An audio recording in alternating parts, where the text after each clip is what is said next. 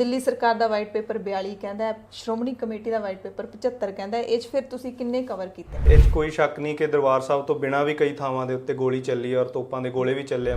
ਫੌਜ ਸਾਡੇ ਇਸ ਤਰੀਕੇ ਆਈ ਜਿਵੇਂ ਕਿਸੇ ਬਗਾਨੇ ਮੁਲਕ ਤੇ ਹਮਲਾ ਕਰਨਾ ਹੁੰਦਾ ਤੇ ਉਹ ਜਦੋਂ ਪ੍ਰਕਾਸ਼ ਕਰਨ ਗਿਆ ਗ੍ਰੰਥੀ ਸਿੰਘ ਤਾਂ ਪਿੱਛੋਂ ਹੀ ਫੌਜੀ ਦਰਬਾਰ ਸਾਹਿਬ ਦੇ ਅੰਦਰ ਸਣੇ ਜੁੱਤੀਆਂ ਆ ਗਏ ਤੇ ਜਿਸ ਸਟੂਲ ਤੇ ਆਪਾਂ ਚੌਰ ਸਾਹਿਬ ਰੱਖਦੇ ਆ ਨਾ ਉਹ ਸਟੂਲ ਉਹ ਫੌਜੀ ਨੇ ਲਿਆ ਤੇ ਉੱਤੇ ਬੈਠ ਕੇ ਸਿਗਰਟ ਪੀਣੀ ਸ਼ੁਰੂ ਕਰ ਦਿੱਤੀ। ਜੂਨ 1984 ਦੀ 37ਵੀਂ ਬਰਸੀ ਦੇ ਮੌਕੇ ਇਸ ਵਾਰੀ ਸ਼੍ਰੀ ਅਕਾਲ ਤਖਤ ਸਾਹਿਬ ਵਿਖੇ ਇੱਕ ਕਿਤਾਬ ਰਿਲੀਜ਼ ਕੀਤੀ ਗਈ ਹੈ ਜਿਸ ਦਾ ਨਾਮ ਹੈ ਵੱਖ-ਵੱਖ ਗੁਰਦੁਆਰਿਆਂ ਤੇ ਹੋਏ ਫੌਜੀ ਹਮਲਿਆਂ ਦੀ ਵਿਥਿਆ ਚਸ਼ਮਦੀਦ ਗਵਾਹਾਂ ਦੀ ਜ਼ੁਬਾਨੀ।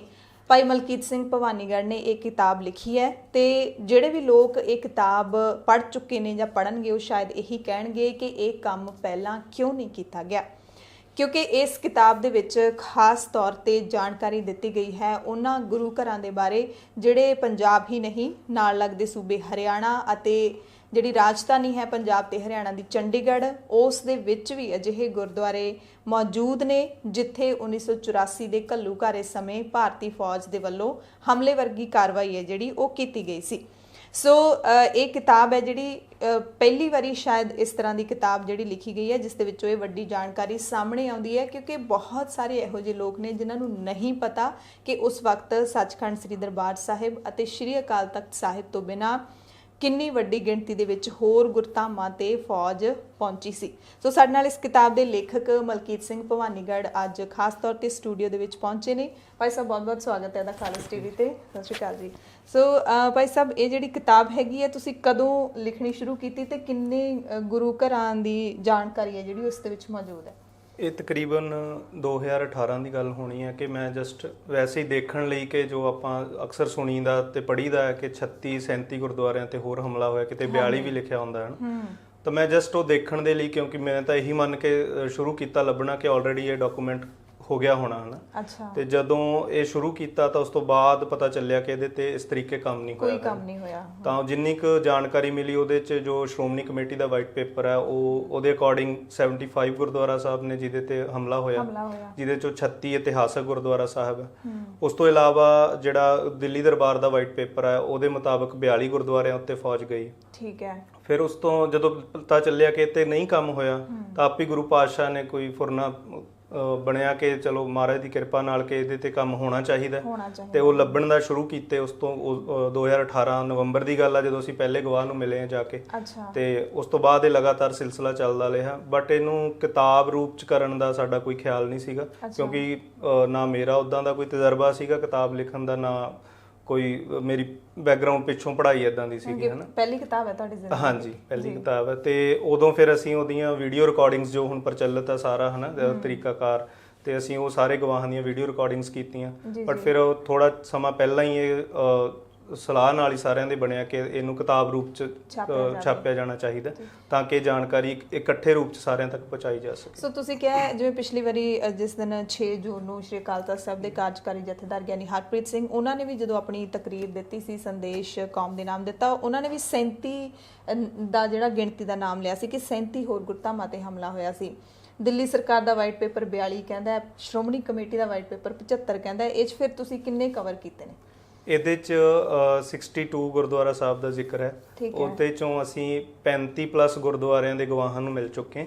ਉਸ ਤੋਂ ਇਲਾਵਾ ਜਿਹੜੇ ਗਾਹੇ ਵਗਾਹੇ ਅਲੱਗ-ਅਲੱਗ ਕਿਤਾਬਾਂ 'ਚ ਜਾਂ ਉਸ ਸਮੇਂ ਜੋ ਰਸਾਲੇ ਛਪਦੇ ਰਹੇ ਉਹਨਾਂ 'ਚ ਜਿਨ੍ਹਾਂ ਗੁਰਦੁਆਰਿਆਂ ਦਾ ਜ਼ਿਕਰ ਮਿਲਿਆ ਉਹਨਾਂ ਦੇ ਹਵਾਲਿਆਂ ਦੇ ਨਾਲ ਅਸੀਂ ਉਹ ਜਿੰਨੀ ਜਾਣਕਾਰੀ ਆਲਰੇਡੀ ਲਿਖੀ ਚੁੱਕੀ ਹੈ ਉਹਨੂੰ ਅਸੀਂ ਇੱਕ ਥਾਂ ਕਰਨ ਦੇ ਲਈ ਉਹਨਾਂ ਨੂੰ ਉਹ ਹਵਾਲਿਆਂ ਦੇ ਹਵਾਲੇ ਲੈ ਕੇ ਇਹਦੇ 'ਚ ਦਰਜ ਕਰ ਲਿਆ ਤੇ ਉਹ ਇਹ ਸਾਡਾ ਕੰਟੀਨਿਊ ਹੈ ਕਾਰਜ। ਉਹਨਾਂ ਨੂੰ ਗਵਾਹਾਂ ਨੂੰ ਅਸੀਂ ਲੱਭ ਰਹੇ ਹਾਂ, ਉਹਨਾਂ ਨੂੰ ਮਿਲ ਰਹੇ ਹਾਂ ਤੇ ਆਉਣ ਵਾਲੇ ਸਮੇਂ 'ਚ ਜੇ ਮਹਾਰਾਜ ਨੇ ਚਾਹਿਆ ਤਾਂ ਉਹ ਸਾਰੀ ਜਾਣਕਾਰੀ ਇੱਕ ਥਾਂ ਤੇ ਉੱਤੇ ਲੈ ਕੇ ਆਵਾਂਗੇ। ਠੀਕ ਹੈ। ਜਿਹੜਾ ਤੁਸੀਂ ਕਿਹਾ ਕਿ ਤੁਸੀਂ ਵੀਡੀਓ ਰਿਕਾਰਡਿੰਗਸ ਕੀਤੀਆਂ ਉਹਨਾਂ ਨੂੰ ਵੀ ਤੁਸੀਂ ਉਸ ਦਸਤਾਵੇਜ਼ ਨੂੰ ਵੀ ਕਿਤੇ ਸਾਂਭ ਕੇ ਰੱਖਿਆ ਤੁਸੀਂ?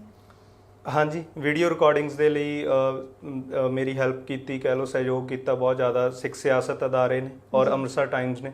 ਸੋ ਉਹ ਸਾਰੀਆਂ ਵੀਡੀਓ ਰਿਕਾਰਡਿੰਗ ਸਾਡੇ ਕੋਲ ਹੈਗੀਆਂ, ਉਹ ਵੀ ਅਸੀਂ ਇਨ ਫਿਊਚਰ ਇੱਕ ਕਰਕੇ ਜਾਰੀ ਕਰਾਂਗੇ ਜੀ। ਸੋ ਭਾਈ ਸਾਹਿਬ ਹੁਣ ਇਹ ਦੱਸੋ ਕਿ ਸੂਚੀ ਹੈ ਜਿਹੜੀ ਤੁਸੀਂ ਪਹਿਲਾਂ ਤਾਂ ਖੋਜ ਜਿੱਥੋਂ ਸ਼ੁਰੂ ਕੀਤੀ, ਤੁਸੀਂ ਕਿਹਾ ਕਿ ਵਾਈਟ ਪੇਪਰ ਤੁਸੀਂ ਪੜ੍ਹੇ, ਉਹਨਾਂ ਵਿੱਚ ਲਿਸਟ ਵੀ ਦਿੱਤੀ ਹੋਈ ਸੀ ਜਾਂ ਤੁਹਾਨੂੰ ਲਿਸਟ ਬਣਾਉਣ ਦੇ ਵਿੱਚ ਮਿਹਨਤ ਕਰਨੀ ਪਈ? ਨਹੀਂ, ਉਹ 'ਚ ਕੋਈ ਲਿਸਟ ਨਹੀਂ ਮਿਲਦੀ। ਵੱਡੀ ਦਿੱਕਤ ਇਹੀ ਆਈ ਕਿ ਸਿਰਫ ਕਾਊਂਟ ਮਿਲਦਾ ਹੈ। ਜੇ ਥੋੜੀ ਬਹੁਤ ਜਾਣਕਾਰੀ ਮਿਲਦੀ ਉਹ ਮੋٹے ਰੂਪ 'ਚ ਦੂਖਨਿਵਾਰਨ ਸਾਹਿਬ ਗੁਰਦੁਆਰਾ ਪਟਿਆਲਾ ਬਾਰੇ ਮਿਲਦੀ ਹੈ, ਮੁਕਤਸਰ ਸਾਹਿਬ ਬਾਰੇ ਮਿਲਦੀ, ਭੱਠਾ ਸਾਹਿਬ ਜਾਂ ਤਰਨਤਾਰਨ, ਇਹ 3-4 ਗੁਰਦੁਆਰੇ ਜਿਨ੍ਹਾਂ ਬਾਰੇ ਡਿਟੇਲ ਛਪਦੀ ਰਹੀ ਬਾਰ-ਬਾਰ, ਕੁਝ ਲੇਖਕਾਂ ਨੇ ਛਾਪੀ, ਬਟ ਉਹ ਸਿਰਫ ਕਾਊਂਟ ਮਿਲਦਾ ਸੀਗਾ। ਲਿਸਟ ਐਜ਼ ਸੱਚ ਕਿਤੇ ਵੀ ਸਾਨੂੰ ਨਹੀਂ ਮਿਲੀ ਜੀ। ਫਿਰ ਕਿੱਦਾਂ ਤੁਸੀਂ ਕੀਤੀ ਖੋਜ, ਕਿੱਥੋਂ ਕੀਤੀ? ਫਿਰ ਜਿੰਨੇ ਕੁ ਜਾਣਕਾਰ ਸੀਗੇ ਔਰ ਜਿੰਨੇ ਕੁ ਹੁਣ ਮੌਜੂਦ ਸ਼ਖਸੀਅਤਾਂ ਨੇ ਜਿਹੜੀਆਂ ਉਸ ਵੇਲੇ ਐਕਟਿਵ ਸੀਗੀਆਂ, ਉਹਨਾਂ ਤੋਂ ਜਿੰਨੀ ਜਾਣਕਾਰੀ ਮਿਲਦੀ ਰਹੀ, ਅੱਗੇ ਰੈਫਰੈਂਸ ਮਿਲਦੇ ਗਏ, ਉਹ ਚੇਨ ਦੇ ਰਾਹੀਂ ਸਾਨੂੰ ਇਹ ਜਾਣਕਾਰੀ ਤੱਕ ਅਸੀਂ ਪੜ੍ਹੇ ਜੀ। ਸੋ ਭਾਈ ਸਾਹਿਬ, ਇਹ ਕਿਤਾਬ ਹੁਣ ਤੁਸੀਂ ਕਿਹਾ ਕਿ 2018 ਦੇ ਵਿੱਚ ਤੁਸੀਂ ਇਹ ਕਾਰਜ ਸ਼ੁਰੂ ਕਰ ਦਿੱਤਾ ਸੀ, ਤੇ ਬਾਅਦ ਚੋਂ ਸਿੱਖ ਸਿਆਸਤ ਅਦਾਰਾ ਜਾਂ ਫਿਰ ਜਿਹੜੇ ਅੰਮ੍ਰਿਤਸਰ ਟਾਈਮਜ਼ ਉਹਨਾਂ ਨੇ ਤੁਹਾਡਾ ਸਹਿਯੋਗ ਕੀਤਾ। ਸ਼ੁਰੂਆਤ 'ਚ ਤੁਸੀਂ ਤੁਰੇ ਇਕੱਲੇ ਹੀ ਸੀਗੇ? ਕੀ ਸੀ ਉਸ ਸਫ਼ਰ ਬਾਰੇ ਥੋੜਾ ਜਿਹਾ ਦੱਸੋ ਵੀ ਕਿਵੇਂ ਤੁਸੀਂ ਗਏ, ਕਿਵੇਂ ਕੰਟੈਕਟ ਕੀਤਾ ਗਵਾਹਾਂ ਦੇ ਨਾਲ? ਕੋਈ ਮੁਸ਼ਕਿਲ ਤਾਂ ਨਹੀਂ ਆਈ? ਕੀ ਸੀ ਉਹ ਸਫ਼ਰ? ਸ਼ੁਰੂ 'ਚ ਹੀ ਜਦੋਂ ਇਹ ਫੁਰਨਾ ਬਣਿਆ ਕਿ ਮਿਲਣਾ ਚਾਹੀਦਾ ਤੇ ਬੰਦਿਆਂ ਨੂੰ, ਸਭ ਤੋਂ ਪਹਿਲਾਂ ਤਾਂ ਇਹੀ ਸੀ, ਮੈਨੂੰ ਲੱਗਿਆ ਕਿ ਜੋ ਮੈਂ ਇੰਡੀਵਿਜੂਅਲੀ ਜਿੰਨਾ ਕੁ ਕਰ ਸਕਦਾ, ਮੈਨੂੰ ਲੱਗਿਆ ਕਿ ਮੈਂ ਬੰਦਿਆਂ ਨੂੰ ਮਿਲਾਂ ਜਾ ਕੇ ਤੇ ਉਹ ਲਿਖਤੀ ਰੂਪ 'ਚ ਉਹਨੂੰ ਕਰਿਆ ਜਾਵੇ, ਹੈ ਨਾ। ਸੋ ਮੈਂ ਆਪਣੇ ਜਿਹੜਾ ਦੋਸਤ ਮਿੱਤਰਾਂ ਨਾਲ ਇਹ ਗੱਲ ਸਾਂਝੀ ਕੀਤੀ ਤਾਂ ਉਹਦੇ 'ਚ ਵੀ ਇਹ ਗੱਲ ਆਈ, ਤੇ ਫਿਰ ਸਿੱਖ ਸਿਆਸਤ ਦੇ ਪਰਮਜੀਤ ਸਿੰਘ ਹੋਣਾ ਨੇ ਕਿਹਾ ਕਿ ਆਪਾਂ ਇਹ ਰਲ ਮਿਲ ਕੇ ਸਾਰਾ ਕਰ ਲਵਾਂਗੇ, ਕਿ ਇਹਦੀ ਵੀਡੀਓ ਰਿਕਾਰਡਿੰਗ ਸਾਨੂੰ ਕਰਨੀ ਚਾਹੀਦੀ ਹੈ। ਉਸ ਤੋਂ ਪਹਿਲਾਂ, ਉਹਨਾਂ ਤੱਕ ਜਾਣ ਤੋਂ ਪਹਿਲਾਂ, ਇੱਕ ਦੋ ਜਾਣਕਾਰਾਂ ਦੇ ਰਾਹੀਂ ਜਿਹੜੇ ਉਸ ਸਮੇਂ ਐਕਟਿਵ ਸੀ ਬੰਦੇ, ਮੈਨੂੰ ਤਕਰੀਬਨ 10 ਤੋਂ 12 ਗੁਰਦੁਆਰਾ ਸਾਹਿਬ ਦੀ ਸੂਚੀ ਮਿਲ ਗਈ ਸੀ, ਜਿਹਦੇ ਨਾਲ ਮੇਰਾ ਵੀ ਹੋਰ ਥੋੜਾ ਹੌਸਲਾ ਅਪ ਹੋਇਆ ਕਿ ਹਾਂ ਹੁਣ ਇੱਥੇ ਕੰਮ ਹੋ ਹੀ ਜਾਣਾ ਹੈ। ਹਿੰਮਤ ਦੇ ਨਾਲ ਫਿਰ ਅਸੀਂ ਅੱਗੇ ਵਧੇ। ਸੋ ਉਹ ਹਿੰਮਤ ਹੈ ਜਿਹੜੀ ਉਹ ਤਾਂ ਦੋਸਤਾਂ ਮਿੱਤਰਾਂ ਦੀ ਮਿਲੀ, ਅਦਾਰਿਆਂ ਦੀ ਵੀ ਮਿਲੀ, ਤੇ ਬਾਕੀ ਜਿਹੜਾ ਕੋਈ ਵੀ ਆਪਾਂ ਕੰਮ ਸ਼ੁਰੂ ਕਰਨਾ ਉਹਦੇ ਲਈ ਫੰਡ ਦੀ ਲੋੜ ਹੁੰਦੀ ਹੈ, ਸਾਰਾ ਤੁਸੀਂ ਆਪਣਾ ਦਸਵੰਧ ਕੱਢਿਆ? ਦੇਖੋ, ਜਦੋਂ ਕੁਝ ਕਰਨਾ ਹੋਵੇ ਹਨ ਤੇ ਉਹ ਜਿਹੜੀਆਂ ਇਹ ਚੀਜ਼ਾਂ ਸਾਰੀਆਂ, ਮੇਰਾ ਤਾਂ ਇਹੀ ਮੰਨਣਾ ਕਿ ਇਹ ਜਿਹੜੇ ਦੁਨਿਆਵੀ ਹੈਗੇ ਹਨਾ, ਪ੍ਰੋਫਿਟ ਲਾਸ ਜਾਂ ਇਦਾਂ ਦੀਆਂ ਗੱਲਾਂ ਮਾਇਆ ਵਾਲੀਆਂ, ਇਹ ਬਹੁਤ ਛੋਟੀਆਂ ਰਹਿ ਜਾਂਦੀਆਂ ਜਦੋਂ ਤੁਸੀਂ ਕੁਝ ਇਸ ਤਰੀਕੇ ਦਾ ਕਰਨਾ ਹੁੰਦਾ। ਤਾਂ ਉਹ ਮੇਰਾ ਯਕੀਨ ਆਪੇ ਹੀ ਹੁੰਦਾ ਜਾਂਦਾ ਸਾਰਾ ਕੁਝ, ਸੋ ਇਸ ਤਰੀਕੇ ਹੁੰਦਾ ਰਿਹਾ। ਸੋ ਜੇ ਆਪਾਂ ਜਿਵੇਂ ਹੁਣ ਸੱਚਖੰਡ ਸ੍ਰੀ ਦਰਬਾਰ ਸਾਹਿਬ ਜੀ ਅਕਾਲ ਤਖਤ ਸਾਹਿਬ ਹਮਲਾ ਹੋਇਆ ਤਾਂ ਉੱਥੇ ਬਹੁਤ ਵੱਡਾ ਨੁਕਸਾਨ ਹੋਇਆ, ਕੌਮ ਨੇ ਝੱਲਿਆ ਹੈਗਾ, ਤੇ ਬਾਕੀ ਜਿਹੜੇ ਗੁਰਦੁਆਰਿਆਂ ਦੇ ਵਿੱਚ ਵੀ 62 ਦੀ ਗਿਣਤੀ ਹੈ ਜਿੱਥੇ ਜਿੱਥੇ ਤੁਸੀਂ ਗਏ ਤੇ ਤੁਸੀਂ ਇਕੱਠੀ ਕੀਤੀ ਜਾਣਕਾਰੀ। ਉਸ ਤੋਂ ਦੂਸਰੇ ਨੰਬਰ ਤੇ ਵੱਧ ਨੁਕਸਾਨ ਆਪਾਂ ਕਿਹੜੇ ਗੁਰਦੁਆਰੇ ਦਾ ਕਹਿ ਸਕਦੇ ਹਾਂ? ਦੇਖੋ, ਇਹ 'ਚ ਮੈਂ ਇੱਕ ਗੱਲ ਜ਼ਰੂਰ ਕਹੂੰਗਾ, ਮੈਂ ਕਿਤਾਬ 'ਚ ਵੀ ਜ਼ਿਕਰ ਕੀਤਾ ਕਿ ਜਦੋਂ ਨੁਕਸਾਨ ਦੀ ਗੱਲ ਆਉਂਦੀ ਹੈ ਨਾ, ਚਲੋ ਇਹ 'ਚ ਕੋਈ ਸ਼ੱਕ ਨਹੀਂ ਕਿ ਦਰਬਾਰ ਸਾਹਿਬ ਤੋਂ ਬਿਨਾਂ ਵੀ ਕਈ ਥਾਵਾਂ ਦੇ ਉੱਤੇ ਗੋਲੀ ਚੱਲੀ ਔਰ ਤੋਪਾਂ ਦੇ ਗੋਲੇ ਵੀ ਚੱਲੇ ਆ। ਮੁਕਤਸਰ ਸਾਹਿਬ ਦੀ ਉਦਾਹਰਨ ਆਪਣੇ ਕੋਲ ਹੈਗੀ ਹੈ ਨਾ।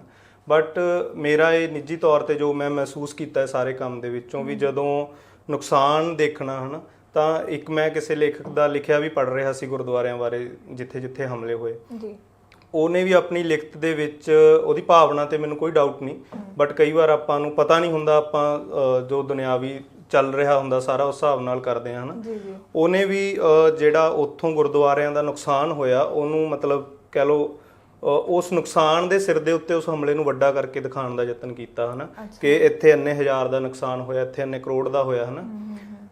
ਬਟ ਮੈਂ ਇਹ ਕਹੂੰਗਾ ਕਿ ਜਦੋਂ ਜਿਹੜਾ ਗੁਰਦੁਆਰਾ ਸਾਹਿਬ ਦੇ ਉੱਤੇ ਹਮਲਾ ਆਇਆ ਹਨਾ, ਦੋ ਗੱਲਾਂ ਹੈ। ਇੱਕ ਤਾਂ ਜਦੋਂ ਕਾਊਂਟ ਦੀ ਗੱਲ ਆਉਂਦੀ, ਉਹ 'ਚ ਵੀ ਸਾਡੇ ਲਈ ਇੱਕ ਗੁਰੂ ਘਰ ਤੇ ਹੋਇਆ ਹਮਲਾ ਵੀ ਉਨਾ ਹੀ ਅਸਹਿ ਆ, ਤੇ ਭਾਵੇਂ ਉਹ 70-80 ਜਿੰਨੇ ਵੀ ਉਨਾ ਹੀ ਅਸਹਿ ਆ, ਹਨਾ।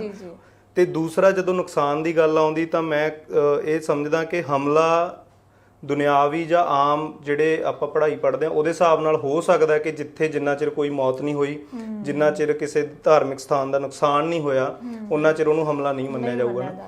ਬਟ ਮੈਂ ਕਹੂੰਗਾ ਵੀ ਜਦੋਂ ਕੋਈ ਉਸ ਮੈਲੀ ਨਜ਼ਰ ਨਾਲ ਗੁਰਦੁਆਰੇ ਆ ਹੀ ਗਿਆ, ਟੈਂਕਾਂ ਤੋਪਾਂ ਨਾਲ ਆਈ ਗਏ, ਕਿਉਂਕਿ ਬਹੁਤ ਸਾਰੇ ਗਵਾਹ ਨੇ, ਤੁਸੀਂ ਕਿਤਾਬ ਦੇ ਪਿਛਲੇ ਪਾਸੇ ਵੀ ਪਹਿਲੇ ਹੀ ਜਿਹੜੀ ਕੋਟੇਸ਼ਨ ਆ ਹਨਾ ਇੱਕ ਗਵਾਹ ਦੀ, ਉਹ ਪੜੋਗੇ ਤਾਂ ਉਹ 'ਚ ਕਿਹਾ ਵੀ ਫੌਜ ਸਾਡੇ ਇਸ ਤਰੀਕੇ ਆਈ ਜਿਵੇਂ ਕਿਸੇ ਬਗਾਨੇ ਮੁਲਕ ਤੇ ਹਮਲਾ ਕਰਨਾ ਹੁੰਦਾ, ਵੀ ਜਦੋਂ ਉਸ ਇੰਟੈਂਸ਼ਨ ਨਾਲ ਕੋਈ ਆ ਹੀ ਗਿਆ ਤਾਂ ਉਹ ਹਮਲਾ ਹੀ ਆ, ਔਰ ਉਹਦਾ ਨੁਕਸਾਨ ਦੇ ਵਿੱਚ ਸਾਨੂੰ ਇਸ ਤਰੀਕੇ ਵੱਖ-ਵੱਖ ਕਰਕੇ ਨਹੀਂ ਦੇਖਣਾ ਚਾਹੀਦਾ। ਸਾਡੇ ਲਈ ਐਜ਼ ਅ ਸਿੱਖ ਉਹ ਸਾਰਾ ਹੀ ਨੁਕਸਾਨ ਬਰਾਬਰ ਹੀ ਹੈ, ਕਿਉਂਕਿ ਜੇ ਦਰਬਾਰ ਸਾਹਿਬ ਦੇਖ ਲਈਏ ਤਾਂ ਉੱਥੇ ਇੱਕ ਜੰਗ ਸੀ, ਆਪਾਂ ਕਹਿ ਸਕਦੇ ਜੂਝੇ ਸੀ ਉੱਥੇ, ਇੱਕ ਪਾਸੇ ਸਿੱਖ ਸੀਗੇ, ਦੂਸਰੇ ਪਾਸੇ ਭਾਰਤੀ ਫੌਜ, ਹੋ ਕੇ ਯੁੱਧ ਹੋਇਆ ਸੀ, ਦੋਵੇਂ ਪਾਸੇ ਲੜੇ ਨੇ ਆਪਸ ਦੇ ਵਿੱਚ। ਪਰ ਜਿਹੜੇ ਬਾਕੀ ਗੁਰਦੁਆਰੇ ਨੇ ਉੱਥੇ ਤਾਂ ਕਿਸੇ ਨੂੰ ਇਹ ਪਤਾ ਹੀ ਨਹੀਂ ਸੀ ਵੀ ਇੱਥੇ ਵੀ ਫੌਜ ਆ ਸਕਦੀ ਹੈ, ਦਰਬਾਰ ਸਾਹਿਬ ਦਾ ਨਹੀਂ ਸੀ ਪਤਾ ਵੀ ਇੱਥੇ ਇਸ ਤਰ੍ਹਾਂ ਦਾ ਹਮਲਾ ਹੋ ਸਕਦਾ ਹੈ। ਤਾਂ ਬਾਕੀ ਗੁਰੂ ਘਰਾਂ ਦੇ ਵਿੱਚ ਤਾਂ ਕਿਸੇ ਨੂੰ ਅੰਦਾਜ਼ਾ ਹੀ ਨਹੀਂ ਹੋਣਾ। ਸਵੇਰੇ ਉੱਠ ਕੇ ਜਦੋਂ ਦੇਖਦੇ ਨੇ ਸਾਰੇ ਕਿ ਹਾਂ ਘੇਰਾ ਪਾਇਆ ਹੋਇਆ ਫੌਜਾਂ ਦੇ ਨਾਲ, ਤਾਂ ਉੱਥੇ ਤਸ਼ੱਦਦ ਹੈ ਜਿਹੜਾ ਉਹ ਕਿਸ ਹੱਦ ਤੱਕ ਕੀਤਾ ਗਿਆ? ਦੇਖੋ, ਇਹ ਵੱਖੋ ਵੱਖਰੀ ਥਾਵਾਂ ਤੇ ਵੱਖੋ ਵੱਖਰੇ ਤਰੀਕੇ ਹੋਇਆ ਔਰ ਵੱਖੋ ਵੱਖਰੇ ਲੈਵਲ ਤੱਕ ਹੋਇਆ। ਜਿੰਨਾ ਮੈਂ ਤਾਂ ਇਹ ਕਹੂੰਗਾ ਜਿੰਨਾ ਉਹ ਕਰ ਸਕਦੇ ਸੀ ਉਹਨਾਂ ਨੇ ਆਪਣੇ ਵੱਲੋਂ ਕੋਈ ਕਸਰ ਨਹੀਂ ਛੱਡੀ, ਹਨਾ। ਤੇ ਦਮਦਮਾ ਸਾਹਿਬ ਦੀ ਮੈਂ ਉਦਾਹਰਨ ਹਰ ਥਾਂ ਦਿੰਦਾ ਹੁੰਦਾ ਕਿ ਪਹਿਲਾਂ ਫੌਜੀਆਂ ਨੇ ਕਿਹਾ ਕਿ ਪ੍ਰਕਾਸ਼ ਕੀਤਾ ਜਾਵੇ ਹੈ ਨਾ, ਵੀ ਗ੍ਰੰਥੀ ਸਿੰਘ ਆਵੇ ਤੇ ਪ੍ਰਕਾਸ਼ ਕਰੇ। ਉੱਥੇ ਕਈ ਦਿਨਾਂ ਤੋਂ ਪ੍ਰਕਾਸ਼ ਨਹੀਂ ਸੀ ਹੋਇਆ, ਤੇ ਉਹ ਜਦੋਂ ਪ੍ਰਕਾਸ਼ ਕਰਨ ਗਿਆ ਗ੍ਰੰਥੀ ਸਿੰਘ ਤਾਂ ਪਿੱਛੋਂ ਹੀ ਫੌਜੀ ਦਰਬਾਰ ਸਾਹਿਬ ਦੇ ਅੰਦਰ ਸਣੇ ਜੁੱਤੀਆਂ ਆ ਗਏ, ਤੇ ਜਿਸ ਸਟੂਲ ਤੇ ਆਪਾਂ ਚੌਰ ਸਾਹਿਬ ਰੱਖਦੇ ਹਾਂ ਨਾ, ਉਹ ਸਟੂਲ ਉਹ ਫੌਜੀ ਨੇ ਲਿਆ ਤੇ ਉੱਤੇ ਬੈਠ ਕੇ ਸਿਗਰਟ ਪੀਣੀ ਸ਼ੁਰੂ ਕਰ ਦਿੱਤੀ ਹੈ ਨਾ। ਸੋ ਇਸ ਤਰੀਕੇ, ਔਰ ਕਾਫੀ ਥਾਵਾਂ ਤੇ ਬਹੁਤ ਬਜ਼ੁਰਗ ਅਵਸਥਾ 'ਚ ਜਿਹੜੇ ਸੀਗੇ ਉਹਨਾਂ ਨੂੰ ਉਹਨਾਂ ਦੇ ਹੱਥ ਪਿੱਛੇ ਬੰਨ੍ਹ ਕੇ ਗਰਮ ਫਰਸ਼ ਦੇ ਉੱਤੇ ਮੁੱਦੇ ਕਰਕੇ ਲਟਾਇਆ ਗਿਆ ਕਾਫੀ ਸਮੇਂ ਹੈ ਨਾ। ਕੁੱਟਮਾਰ ਹੁੰਦੀ ਰਹੀ। ਦੂਖਨਿਵਾਰਨ ਸਾਹਿਬ ਪਟਿਆਲਾ ਤਾਂ ਕਾਫੀ ਗਿਣਤੀ 'ਚ ਸਿੰਘ ਸ਼ਹੀਦ ਹੋਏ ਹਨ। ਲੁੱਟਾਂ ਖੋਹਾਂ ਵੀ ਫੌਜ ਨੇ ਕੀਤੀਆਂ, ਜੋ ਗਹਿਣਾ ਗੱਪਾ ਪੈਸੇ ਜਿੱਥੋਂ ਜੋ ਮਿਲ ਸਕਿਆ ਉਹਨਾਂ ਨੇ ਕੀਤਾ ਹਨ। ਸੋ ਇਹਦੇ 'ਚ ਤਾਂ ਆਪਾਂ ਇਹੀ ਕਹਿ ਸਕਦੇ ਹਾਂ ਵੀ ਜਿੰਨਾ ਉਹਨਾਂ ਤੋਂ ਵਾਹ ਲੱਗੀ, ਜਿੱਥੇ ਉਹ ਗੋਲੀਆਂ ਨਾਲ ਕਿਸੇ ਨੂੰ ਸ਼ਹੀਦ ਕਰ ਸਕੇ ਸਿੰਘਾਂ ਨੂੰ, ਉੱਥੇ ਕੀਤਾ। ਬਹੁਤੇ ਗੁਰਦੁਆਰਿਆਂ 'ਚ ਆਮ ਯਾਤਰੂ ਆਮ ਸੰਗਤੀ ਸੀ ਜਿਹੜੀ ਉਹਨਾਂ ਦਿਨਾਂ 'ਚ ਗੁਰਪੁਰਬ ਦੇ ਦਿਨ ਕਰਕੇ ਇਕੱਤਰ ਹੋਈ ਸੀ, ਬਟ ਉਹਨਾਂ ਨੇ ਕਿਸੇ ਦਾ ਕੋਈ ਉਸ ਤਰੀਕੇ ਲਿਹਾਜ਼ ਨਹੀਂ ਕੀਤਾ। ਇੱਕ ਵੱਡਾ ਜਿਹੜਾ ਤਸ਼ੱਦਦ ਆਪਾਂ ਕਹਿ ਸਕਦੇ ਹਾਂ ਕਿ ਜਿੰਨਾ ਹੋ ਸਕਦਾ ਸੀ ਉਹਨਾਂ ਨੇ ਕੀਤਾ। ਸੋ ਭਾਈ ਸਾਹਿਬ, ਇਹ ਕਿਤਾਬ ਜਿਹੜੀ 6 ਜੂਨ ਨੂੰ ਰਿਲੀਜ਼ ਹੋਈ ਹੈ ਸ਼੍ਰੀ ਅਕਾਲ ਤਖਤ ਸਾਹਿਬ ਵਿਖੇ, ਕਿਹਨੇ ਇਹ ਕਿਤਾਬ ਰਿਲੀਜ਼ ਕੀਤੀ ਹੈ ਉੱਥੇ? ਜੋ ਯਾਦਗਾਰ ਬਣੀ 1984 ਦੇ ਸ਼ਹੀਦਾਂ ਦੀ ਹੈ ਨਾ, ਅਕਾਲ ਤਖਤ ਸਾਹਿਬ ਦੇ ਬਿਲਕੁਲ ਨਾਲ, ਉੱਥੇ ਸੰਗਤੀ ਰੂਪ ਦੇ ਵਿੱਚ ਗੁਰੂ ਸਾਹਿਬ ਨੂੰ ਕਿਤਾਬ ਭੇਂਟ ਕਰਕੇ ਉੱਥੇ ਸੰਗਤੀ ਰੂਪ 'ਚ ਅਰਦਾਸ ਬੇਨਤੀ ਕੀਤੀ ਗਈ। ਔਰ ਉਸ ਤੋਂ ਬਾਅਦ ਕੁਝ ਸ਼ਖਸੀਅਤਾਂ ਜਿਹੜੀਆਂ ਕਹਿ ਲਓ ਸੰਘਰਸ਼ ਜਿਨ੍ਹਾਂ ਨੇ ਲੜਿਆ ਹੈ ਨਾ, ਜਾਂ ਉਹਨਾਂ ਦੇ ਵਾਰਸ ਨੇ ਸ਼ਹੀਦਾਂ ਦੇ, ਉਹ ਜਿੰਨੀਆਂ ਉੱਥੇ ਮੌਜੂਦ ਸੀ 5-7 ਸ਼ਖਸੀਅਤਾਂ, ਉਹਨਾਂ ਨੂੰ ਨਾਲ ਲੈ ਕੇ ਅਸੀਂ ਉਹ ਪਹਿਲੀ ਕਾਪੀ ਜਾਂ ਕਹਿ ਲਈਏ ਪਹਿਲੀ ਉਹਨਾਂ ਨੂੰ ਦਿੱਤੀ ਗਈ ਕਿਤਾਬ ਜੀ। ਸੋ ਜਿਹੜੀਆਂ ਸਿੱਖ ਸੰਸਥਾਵਾਂ ਜਿਹੜੀਆਂ ਆਪਣੀਆਂ ਕੌਮ ਦੀਆਂ ਮੰਨੀਆਂ ਜਾਂਦੀਆਂ ਨੇ ਜ਼ਿੰਮੇਦਾਰ, SGPC ਜਾਂ ਫਿਰ ਹੋਰ ਸੰਸਥਾਵਾਂ ਨੇ, ਉਹਨਾਂ ਨੇ ਤੁਹਾਡੇ ਨਾਲ ਕੋਈ ਰਾਬਤਾ ਕਾਇਮ ਕੀਤਾ ਜਾਂ ਇਸ ਕਿਤਾਬ ਨੂੰ ਅੱਗੇ ਕਿਵੇਂ ਸੰਗਤ ਤੱਕ ਪਹੁੰਚਾਇਆ ਜਾਣਾ, ਕੋਈ ਪਲਾਨ ਹੈ ਕਿ ਵੱਧ ਤੋਂ ਵੱਧ ਲੋਕਾਂ ਨੂੰ ਇਸ ਦੀ ਜਾਣਕਾਰੀ ਮਿਲ ਸਕੇ? ਦੇਖੋ, ਗੁਰੂ ਸਾਹਿਬ ਦੀ ਇੰਨੀ ਕਿਰਪਾ ਰਹੀ, ਕਿਸੇ ਸੰਸਥਾ ਵੱਲੋਂ ਤਾਂ ਨਹੀਂ ਕੋਈ ਵੀ ਇਸ ਤਰੀਕੇ ਕੀਤਾ ਗਿਆ, ਤੇ ਬਟ ਸੰਗਤਾਂ ਵੱਲੋਂ ਹੀ ਜਾਂ ਜੋ ਆਪੋ ਆਪਣੇ ਲੈਵਲ ਤੇ ਕਰ ਰਹੇ ਆਲਰੇਡੀ ਹੈ ਨਾ, ਜਿਹੜੇ ਕਿਤਾਬਾਂ ਵਾਲੇ ਮਸਲੇ 'ਚ ਦੇਸ਼ ਵਿਦੇਸ਼ 'ਚ ਪਹੁੰਚਾ ਰਹੇ ਹਨ, ਉੱਦਾਂ ਦੇ 5-7 ਪਲੇਟਫਾਰਮ ਆਪੇ ਹੀ ਸਾਡੇ ਵੀ ਬਿਨਾਂ ਕਹੇ ਉਹਨਾਂ ਨੇ ਆਪੇ ਹੀ ਸ਼ੁਰੂ ਕਰ ਦਿੱਤਾ ਹੈ, ਔਰ ਸੰਗਤਾਂ ਨੂੰ ਬਾਹਰ ਆਸਟ੍ਰੇਲੀਆ ਅਮਰੀਕਾ ਕਿਤਾਬਾਂ ਜਾ ਰਹੀਆਂ ਜੀ। ਸੋ ਪਲੇਟਫਾਰਮ ਕਿਹੜਾ ਹੈਗਾ ਕਿਤਾਬ ਨੂੰ ਲੈਣ ਦਾ, ਥੋੜਾ ਜਿਹਾ ਤੁਸੀਂ ਦੱਸੋਗੇ? ਕੋਈ ਫੋਨ ਨੰਬਰ ਹੈ ਜਾਂ ਆਨਲਾਈਨ ਵੀ ਮਿਲਦੀ ਹੈ, ਕੀ ਹੈ? ਬਿਲਕੁਲ ਆਨਲਾਈਨ ਮਿਲਦੀ ਹੈ ਜੀ। ਸਭ ਤੋਂ ਪਹਿਲਾਂ ਤਾਂ ਵੇਗੜ ਪ੍ਰਕਾਸ਼ਨ ਨੇ ਕਿਤਾਬ ਛਾਪੀ, ਉਹ ਖੁਦ ਜਿਹੜਾ ਆ ਉਹ ਡਾਕ ਰਾਹੀਂ ਘਰ ਘਰ ਪਹੁੰਚਾ ਰਹੇ ਆ ਦੇਸ਼ ਵਿਦੇਸ਼ ਦੇ ਵਿੱਚ। ਉਹਨਾਂ ਨੇ ਆਪਣੇ ਫੇਸਬੁੱਕ ਪੇਜ ਦੇ ਉੱਤੇ ਆਪਣਾ WhatsApp ਨੰਬਰ ਵੀ ਜਾਰੀ ਕੀਤਾ ਹੋਇਆ, WhatsApp ਰਾਹੀਂ ਮੰਗਾ ਸਕਦੇ ਆ ਮੈਸੇਜ ਕਰਕੇ, ਅਦਰਵਾਈਜ਼ ਫੇਸਬੁੱਕ ਤੇ ਹੀ ਉਹ ਮੈਸੇਜ ਕਰਕੇ ਉਹਨਾਂ ਦੇ ਪੇਜ ਤੇ ਕਰ ਸਕਦੇ ਆ। ਉਸ ਤੋਂ ਇਲਾਵਾ ਸਿੱਖ ਸਿਆਸਤ ਵੱਲੋਂ ਵੀ ਮੰਗਾਈ ਜਾ ਸਕਦੀ ਹੈ ਨਾ। ਤੇ ਹੁਣੇ ਹੀ ਮੈਂ ਕੱਲ ਹੀ ਮੇਰੇ ਕੋਲ ਪੋਸਟਰ ਆਇਆ ਕਿ ਫਤਿਹਨਾਮਾ ਵਾਲੇ ਵੀ ਇਹ ਕਿਤਾਬ ਜਿਹੜੀ ਆ ਉਹ ਭੇਜ ਰਹੇ ਆ ਦੇਸ਼ ਵਿਦੇਸ਼। ਸੋ ਇਹ ਪੰਜਾਬੀ ਦੇ ਵਿੱਚ ਛਪੀ ਹੈ ਇਕੱਲੀ ਜਾਂ ਹੋਰ ਭਾਸ਼ਾਵਾਂ ਦੇ ਵਿੱਚ ਵੀ ਤੁਸੀਂ ਲਿਆ ਰਹੇ ਹੋ ਇਹਨੂੰ? ਇਹਦੀ ਗੱਲ ਚੱਲ ਰਹੀ ਹੈ ਜੀ, ਹਾਲੇ ਮੈਂ ਸ਼ੋਰਲੀ ਤਾਂ ਕੁਝ ਨਹੀਂ ਕਹਿ ਸਕਦਾ, ਬਟ ਸਾਨੂੰ ਆਸ ਹੈ ਕਿ ਛੇਤੀ ਇਹਦਾ ਜਿਹੜਾ ਇੰਗਲਿਸ਼ ਦੇ ਵਿੱਚ ਇਹਦਾ ਤਰਜਮਾ ਹੈ ਉਹ ਹੋ ਜਾਣਾ ਹੈ। ਉਸ ਤੋਂ ਬਾਅਦ ਹਿੰਦੀ ਦੇ ਵਿੱਚ ਵੀ ਸਾਡੀ ਕੋਸ਼ਿਸ਼ ਹੈ ਕਿਤਾਬ ਜ਼ਰੂਰ ਛਾਪੀ ਜਾਵੇ ਜੀ। ਸੋ ਪਹਿਲਾ ਜਿਹੜਾ ਐਡੀਸ਼ਨ ਸੀ ਉਹ ਕਿੰਨਾ ਛਾਪਿਆ ਸੀ ਤੁਸੀਂ? ਇਹ ਵੀ ਇੱਕ ਨਿੱਕਾ ਜਿਹਾ ਸਵਾਲ ਹੈ ਕਿ ਕਿੰਨੀਆਂ ਕੁ ਕਿਤਾਬਾਂ ਨੇ ਜਿਹੜੀਆਂ ਉਹ ਹੁਣ ਤੱਕ ਪਹੁੰਚ ਚੁੱਕੀਆਂ ਨੇ ਪਾਠਕਾਂ ਤੱਕ? ਦੇਖੋ, ਅਸੀਂ 1000 ਕਾਪੀ ਛਾਪੀ ਸੀਗੀ ਪਹਿਲੋਂ ਤਾਂ। 1000 ਦੀ ਵੀ ਸਾਡੇ ਨਹੀਂ ਸੀਗਾ ਫੁਰਨਾ, ਕਿਉਂਕਿ ਸਾਨੂੰ ਜਿੱਦਾਂ ਦਾ ਮੈਂ ਤੁਹਾਨੂੰ ਪਹਿਲਾਂ ਦੱਸਿਆ ਕਿ ਮੇਰਾ ਕੁਝ ਕਿਤਾਬਾਂ ਦਾ ਜਾਂ ਉਸ ਤਰੀਕੇ ਦਾ ਕੋਈ ਇੱਕ ਤਾਂ ਹੁੰਦਾ ਨਾ ਕਿ ਕੋਈ ਪਰਸਨੈਲਿਟੀ ਉੱਦਾਂ ਦੀ ਕਿ ਉਹਦੀ ਕਿਤਾਬ ਆ ਰਹੀ ਤਾਂ ਉਹ ਆਲਰੇਡੀ ਪਾਠਕ ਹੁੰਦੇ ਹਨ।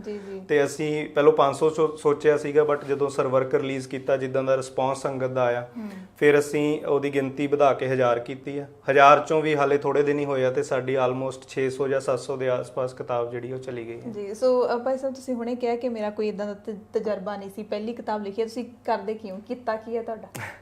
ਦੇਖੋ, ਪਹਿਲੋਂ ਮੈਂ ਬੀਟੈਕ ਕੀਤੀ ਕੰਪਿਊਟਰ ਸਾਇੰਸ ਦੇ ਵਿੱਚ, ਤੇ ਉਸ ਤੋਂ ਬਾਅਦ ਮੈਂ ਥੋੜਾ ਸਮਾਂ ਬੰਗਲੌਰ ਔਰ ਫਿਰ ਚੰਡੀਗੜ੍ਹ ਦੇ ਵਿੱਚ ਹੀ ਵੱਖ-ਵੱਖ ਕੰਪਨੀਆਂ ਦੇ ਵਿੱਚ IT ਕੰਪਨੀਆਂ ਦੇ ਵਿੱਚ ਕੰਮ ਕੀਤਾ।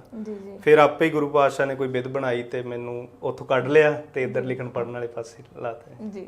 ਸੋ ਬਹੁਤ-ਬਹੁਤ ਧੰਨਵਾਦ ਸਾਡੇ ਨਾਲ ਗੱਲਬਾਤ ਕਰਨ ਦੇ ਲਈ। ਸੋ ਇਹ ਕਿਤਾਬ ਹੈ ਜਿਹੜੀ ਅਸੀਂ ਦੁਬਾਰਾ ਤੁਹਾਨੂੰ ਦਿਖਾ ਦਿੰਦੇ ਹਾਂ, ਇਸ ਦਾ ਸਰਵਰਕ ਘੱਲੂਘਾਰਾ ਜੂਨ 84 ਵੱਖ-ਵੱਖ ਗੁਰਦੁਆਰਿਆਂ ਤੇ ਹੋਏ ਫੌਜੀ ਹਮਲਿਆਂ ਦੀ ਵਿਥਿਆ ਚਸ਼ਮਦੀਦ ਗਵਾਹਾਂ ਦੀ ਜ਼ੁਬਾਨੀ। ਸੋ ਭਾਈ ਸਾਹਿਬ ਨੇ ਦੱਸਿਆ ਕਿ ਇੰਗਲਿਸ਼ ਦੇ ਵਿੱਚ ਵੀ ਇਹਦਾ ਜਿਹੜਾ ਤਰਜਮਾ ਕੀਤੇ ਜਾਣ ਦੀ ਕੋਸ਼ਿਸ਼ ਹੈ, ਔਰ ਫਿਲਹਾਲ ਇਹ ਕਿਤਾਬ ਪੰਜਾਬੀ ਦੇ ਵਿੱਚ ਮਿਲ ਰਹੀ ਹੈ। ਜਿਹੜੇ ਸੋਰਸ ਉਹਨਾਂ ਨੇ ਦੱਸੇ ਨੇ ਉੱਥੋਂ ਜਾ ਕੇ ਤੁਸੀਂ ਲੈ ਸਕਦੇ ਹੋ। ਇੱਕ ਆਪਾਂ ਕਹਿ ਸਕਦੇ ਹਾਂ ਕਿ ਇਤਿਹਾਸਿਕ ਦਸਤਾਵੇਜ਼ ਇਹ ਕਿਤਾਬ ਹੈ, ਕਿਉਂਕਿ ਇਸ ਦੇ ਵਿੱਚ ਜਾਣਕਾਰੀ ਹੈ ਜੂਨ 84 ਘੱਲੂਘਾਰੇ ਦੇ ਨਾਲ ਜੁੜੀ ਹੋਈ, ਜਿਸ ਜਾਣਕਾਰੀ ਤੋਂ ਹਾਲੇ ਤੱਕ ਬਹੁਤ ਲੋਕ ਵਾਂਝੇ ਨੇ। ਵੀਡੀਓ ਜਰਨਲਿਸਟ ਹਰਵਿੰਦਰ ਸਿੰਘ ਦੇ ਨਾਲ ਤਖਾਲਸ TV ਲਈ ਹਰਸ਼ਰਨ ਕੌਰ ਦੀ ਖਾਸ ਰਿਪੋਰਟ।